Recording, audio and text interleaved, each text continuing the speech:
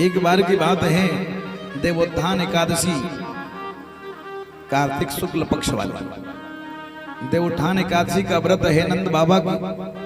और नंद बाबा ने एकादशी का व्रत किया। एकादशी का व्रत करने के बाद रात्रि बीतने लगी जी, तो इनको भ्रम हो गया। क्या भ्रम हो गया? कि सुबह वाली जो बेला ब्रह्म मुहूर्त है वो हो गया।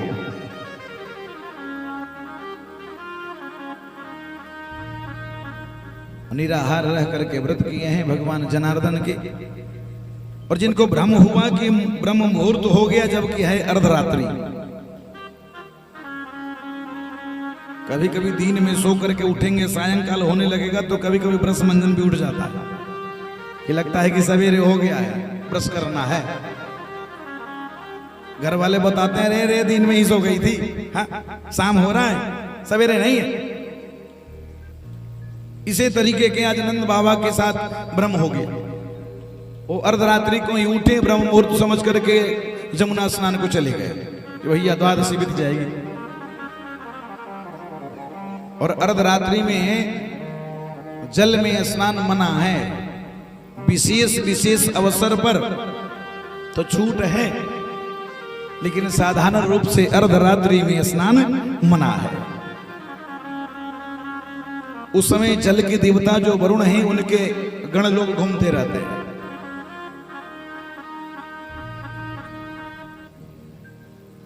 जितने वरुण हैं, वरुण के लोग हैं, वरुण लोक के देवता सब घूम रहे हैं जी। जैसे इन्होंने अर्धरात्रि को डुबकी लगाई, वरुण जी के जितने गण हैं सब के सब पकड़े और ले गए वरुण लोक को। पूरा वृंदावन में हल्ला हो गया, शोर मच गया। क्या भैया? तो नंद बाबा जमुना जी में डूब गए, आए नहीं वापस। भगवान के पास जैसे ही खबर पहुंची, भगवान जाने, बोले अरे वो तो गड़बड़ हो गया भाई। भगवान ने तुरंत एक छलांग लगाई और सीधे वरुण लोक को चले गए।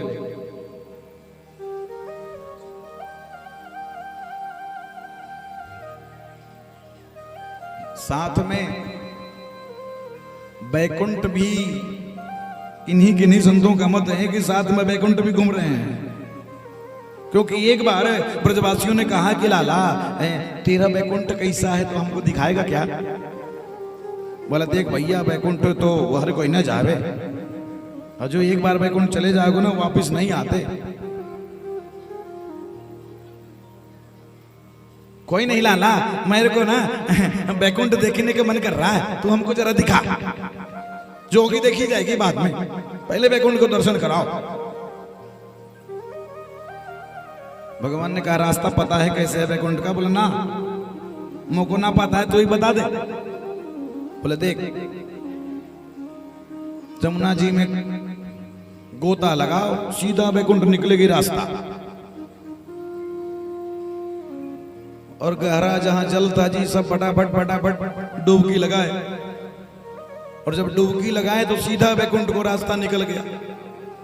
और बैकुंठ में जितना जाके जितने जब बैकुंठ में पहुंच गए सभी ब्रजमाला के, तो वहां क्या देखते हैं कि सब के सब चार हाथ वाले हैं जी, वहां किसी का दो हाथ नहीं है। तो यही अलग मुख वाले थे सब ब्रजवासी लोग। आपस में विचार करते हैं, भैया हम लोग भारत में ही है ना कि कहीं दूसरे जगह आ गए? क्योंकि यहाँ तो हमारे जैसे कोई है ही नहीं, सब चार चार हाथ वाले हैं। अब वो कहाँ गया? अपना कन्हैया कहाँ गया? ढूंढो ढूंढो उसको, कहाँ गया वो?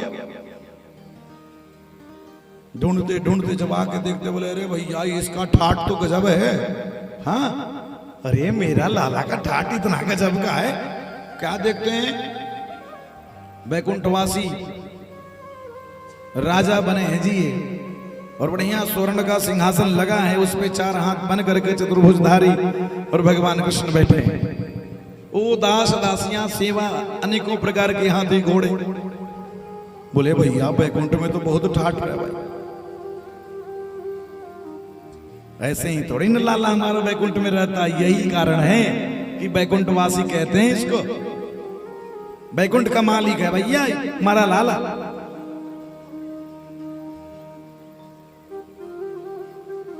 भगवान ने कहा है वरुण जी, आपने हमारे पिताजी को पकड़ रखा है क्या? बोले ना। बोले क्यों नहीं? जो आपने अर्धरात्रि को जिसको चोर समझ के लाए वो हमारे पिताजी हैं।